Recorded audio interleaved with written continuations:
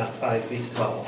Not that I'm that big. But, and by the way, Missouri, before you elitists start making fun of Missouri, we are undefeated right now. I know that may not last. We'll see this week. But it's a complete honor and privilege to be here. It's almost like a holy place to me.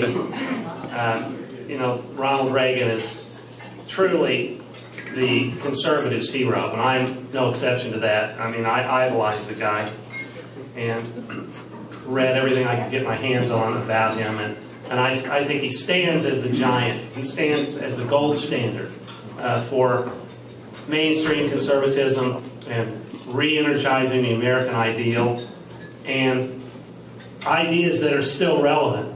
They will always be relevant. They are timeless. In fact, I was discussing today, I think that they might be more relevant today than they were when he was active in governance. It's amazing what's going on in the parallels that exist and the problems that confronted him still confront us now. Maybe in different forms and different labels, people wearing different masks, but never the same. It's a worldview war we're engaged in, and it's going to continue. You're never going to stamp out liberalism.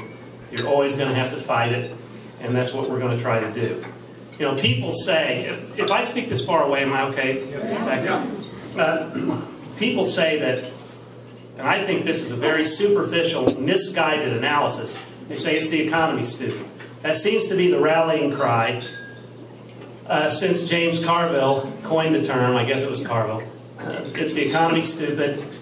And so everything's about the economy. So every national election turns on whether the economy is robust or if it's in recession. And I think it's superficial because it misses the reality that it's really about America, stupid. We are facing a situation where a man who cannot stand America and its founding ideals is trying to rip them out from the roots. And we face a guy who is engaging in bankrupt spending, who's undermining our national security, who is devaluing everything about America in front of our faces, and Americans are scared about losing their country, and they want to fight back. Utopian schemes have always failed, everywhere they've been tried, and that's not just a cliche. You can see it all over the world, yet liberals are impervious to the failure of their own ideology and their own prescriptions.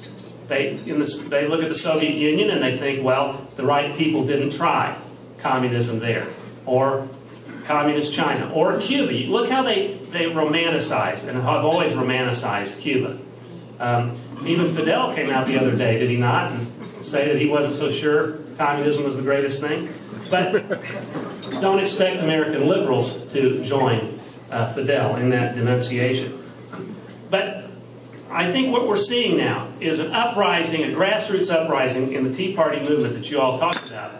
And it's been largely mischaracterized by the left and by certain people on the right, the establishment, the elites, as a marginalized movement, as an extreme movement, as an unruly mob. In fact, I don't know if you all have participated or witnessed any Tea Party events, but they are the exact opposite of the way they're described. We're talking about ordinary Americans who are fed up, who are completely tired of what's going on, especially the bankrupt spending, and want to bring it back into check because they know that they will not be able to turn over America, the same kind of America, to their kids as was turned over to them if something isn't radically changed. But they're about making the government accountable, making it a responsive government. And right now, we have a guy that refuses to be accountable. He refuses to listen to the will of the people. Now, these Tea Partiers are not little Timothy McVeighs waiting to go bomb a federal building. They're people who just want to take back America at the ballot box. And I think we also misunderstand when we think that they're a certain party, or they're a part of the party, or they're a separate new party. I was concerned when I went to some organizational meetings, Tea Party meetings, that they were going to go off half-cocked and form a new third party and you get a conglomeration of single-issue people, and they come together just fomenting or actualizing anger in the form of a new party, and they would play right into Barack Obama's hands by diluting the opposition. Well, they have been, I think, wisely not forming a third party and deciding to hold both parties accountable for liberalism, for their liberalism.